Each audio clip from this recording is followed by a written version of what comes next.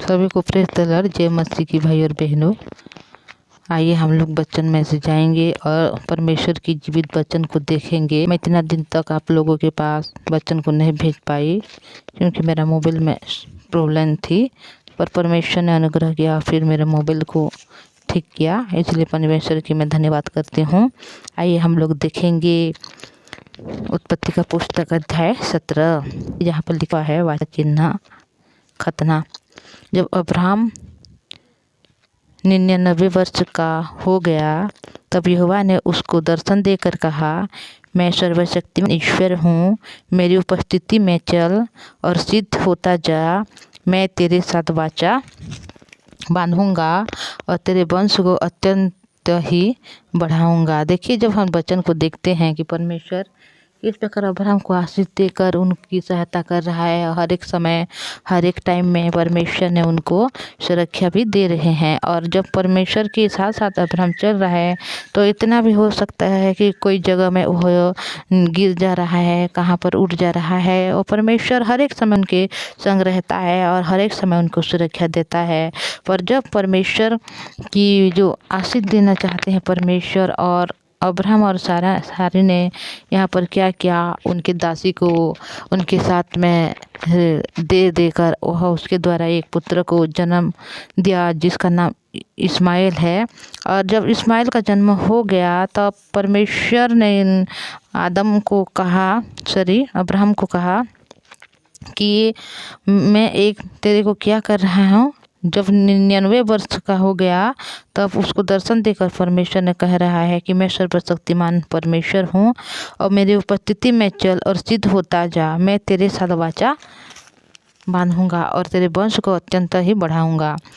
तब अब्राहम मुँह के बल गिरा और परमेश्वर उससे यूँ बातें करता गया, देख मैं तेरी वाचा तेरे साथ बांधी रहेगी, इसलिए तू जातियों के समूह का मूल पिता हो जाएगा। तो परमेश्वर ने यहाँ पर अब्राहम को कि आदि पिता मूल पिता बनाना चाहते हैं और आशीष देना चाहते हैं और अत्यंत उनके वंश को जो है उसको बढ़ाना भी चाहते हैं परमेश्वर। तो जब हम परमेश्वर के इस वचन को देखते हैं तो हर एक समय हो सकता है कि अब्राहम यहाँ पर अपनी सोच से अपनी चिंता से वह चल रहा है और वचन जो परमेश्वर बोल रहे हैं उनके साइड खड़े भी नहीं हो सकता। पर जब परमेश्वर कभी भी उनको तुच्छ नहीं समझते बल्कि उनको उठा रहे हैं हर समय, उनकी ताकत उनके आशीष का कारण बनकर, और परमेश्वर हमेशा उनको आशीष दे रहा है और बोल रहा है, देख मैं तेरी वाचा तेरे साथ बांधी रहेगी, इसीलिए तू जातियों के समूह का मूल पिता हो जाएगा। इसलिए अब मैं तेरा नाम अब्राहम न रहेगा परंतु तेरा नाम अब्राहम होगा, क्योंकि मैंने तुझे जातियों का समूह का मूल पिता ठहरा दिया है। और परमेश्वर ने उसका नाम को यहाँ पर क्या कर रहे हैं, चेंज कर रहे हैं। जिस प्रकार हम मनुष्य है जो हम दुनिया में वास करते हैं और चलते हैं फिरते हैं, जब हम यीशु मसीह को नहीं भेंट पाते, जब उनके सामना हमारे साथ नहीं होता, तो उसी समय क्या होता है कि हम लोगों ने पापी बन के हम लोग रहते हैं और हम लोग को ये भी पता नहीं होता कि परमेश्वर के पुत्र प्रभु यीशु मसीह के लहू के द्वारा हम लोग क्या हो गए हैं, शुद्ध हो गए हैं, पवित्र हो गए हैं, हमेशा के लिए क्या हो गए, धार्मिक हो गए हैं। तो उसी समय हमारे नाम पापी में जुड़ा रहता है और हम अपने आप को क्या बोलते हैं, हम लोग पापी हैं। पर जब परमेश्वर के अनुग्रह हमारे ऊपर होता है और जब हम यीशु मसीह को हम लोग जान पाते हैं तो हमारे हृदय उस समय क्या होता है, परिवर्तन होता है। जिस समय हम लोग अपने आप को कभी भी पापी नहीं बोलते बल्कि हम लोग धार्मिक है बोलते हैं। तो जिस प्रकार यहाँ पर हम लोग जब देखते हैं परमेश्वर जो अब्राहम को पहले से चुना था, पर परमेश्वर की जो अनुग्रह है अब्राहम हमेशा पा रहा था, तो उसी समय पर अब्राहम के नाम अब्राहम था। पर वहाँ पर परमेश्वर क्या कर रहा है, उसके नाम को यहाँ पर चेंज कर रहा है, क्योंकि उसको एक मूल पिता ठहराना चाहता है और उनको हर एक विषय में आशीष देना चाहता है, उनके वंश को बढ़ाना चाहता है। इसीलिए परमेश्वर यहाँ पर बोल रहा है कि तेरा नाम अब्राहम ना रहेगा परंतु तेरा नाम अब्राहम होगा, क्योंकि मैंने तुझे जातियों के समूह का मूल पिता ठहरा दिया है। मैंने तुझे अत्यंत फलवंत करूँगा और तुझको जाति जाति का मूल बना दूंगा और तेरे वंश में राजा उत्पन्न होंगे, और मैं तेरे साथ और तेरे पश्चात पीढ़ी पीढ़ी तक तेरे वंश के साथ भी इस आशय कि युग युग की वाचा बांधता हूँ कि मैं तेरे और तेरे पश्चात तेरे वंश का भी परमेश्वर ठहरूंगा। तो जब हम वचन को देख रहे हैं भाई और बहनों कि जब हम परमेश्वर के निकट आ जाते हैं, परमेश्वर हमें अपने काम के लिए जो हमें चुनता है और हमें हमेशा ठहराना चाहता है और उत्तम बनाना चाहता है, तो उसी समय परमेश्वर ने हमारे हृदय को परिवर्तन करता है। जब हम पहले पापी ही रहते हैं तो हम लोग सिर्फ पापी के लिए हम लोग क्षमा मांगते हैं, अपने हिसाब से हम लोग काम करते हैं कि हम लोग सब अच्छे काम करेंगे तो परमेश्वर क्या करेगा, हमें आशीष देगा, हमें अनुग्रह देगा। और परमेश्वर के अनुग्रह को उसी समय पा सकते हैं कि जब हम कुछ काम करें, कुछ अच्छा करें, कुछ सहायता करें, कुछ अच्छे काम करें, इससे हमारी सोच रहता है। पर परमेश्वर के पुत्र प्रभु यीशु मसीह की जो वचन है उसको जब हमने अपने हृदय में विश्वास करते हैं और उसके लहू जो है यीशु मसीह ने जो दिया, उस लहू को जो हम अपने हृदय में ग्रहण करते हैं, तो उसी समय हमारे हृदय क्या हो जाता है, परिवर्तन हो जाता है। हम जितना भी माने बुराई क्यों ना कर लें, हम जितना भी गलती काम क्यों ना कर लें, फिर भी हमारे हृदय हमें कभी भी गवाही नहीं देता कि हम लोग पापी हैं, बल्कि हमें हमेशा ऐसे लगता है कि हम लोग धार्मिक है और हम परमेश्वर के पुत्र प्रभु यीशु के लहू के द्वारा हम लोग क्या हो गए हैं, पवित्र हो गए हैं। तो उसी समय परमेश्वर जब बड़ा काम करता है तो हर एक मनुष्य को पहले क्या करता है, उनके हृदय को परिवर्तन करता है। जिस समय अब्राहम था उसके नाम, तो अभी अब्राहम हो गया है। उसी समय हम लोग पहले पापी थे तो अब हम लोग क्या हो गए हैं, धर्मी हो गए हैं। तो परमेश्वर देखिए कितना बड़ा यहाँ पर क्या कर रहा है, आशीष दे रहा है कि उनके पीढ़ी पीढ़ी के सब वंश में उन लोग युग युग की वाचा बांधता हूँ और मैं तेरे वंश का परमेश्वर रहूँगा बोल रहा है। मैं केवल तेरा ही परमेश्वर नहीं बल्कि तेरे पीढ़ी पीढ़ी तक जो तेरे वंश के साथ है उन सबके साथ युग युग तक मैं वाचा बांधता हूँ कि मैं तेरे परमेश्वर ठहरूँगा और तेरे जो वंश है उनका भी परमेश्वर ठहरूँगा बोल के परमेश्वर यहाँ पर बोलते हैं। तो अब्राहम ने देखिए भाई और बहनों यहाँ पर परमेश्वर के अनुग्रह को पा रहा है।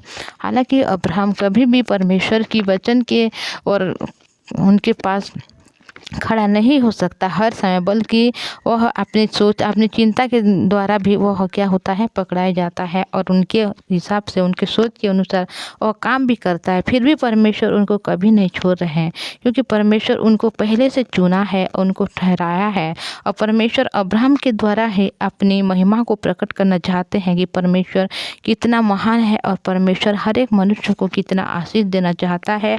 और अब्राहम के द्वारा क्या करना चाहते हैं, युग युग को क्या करते हैं, परमेश्वर उसका परमेश्वर ठहरूंगा बोल के परमेश्वर यहाँ पर कह रहे हैं।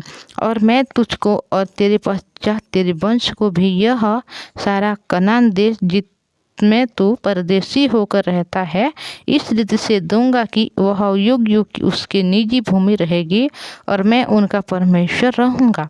तब देखिए परमेश्वर ने यहाँ पर हर एक विषय यहाँ पर दे रहे हैं अब्राहम को और बोल रहे हैं कि जिस जगह में तू है, जो तू यहाँ पर क्या है, परदेशी है, फिर भी उसको मैं क्या करूँ, तेरा निज भूमि बनाऊँगा बोल के बोल रहा है और मैं हमेशा क्या रहूँगा, उसका परमेश्वर रहूँगा बोल के परमेश्वर यहाँ पर प्रतिज्ञा दे रहा है क्या, परमेश्वर ने अब्राहम को।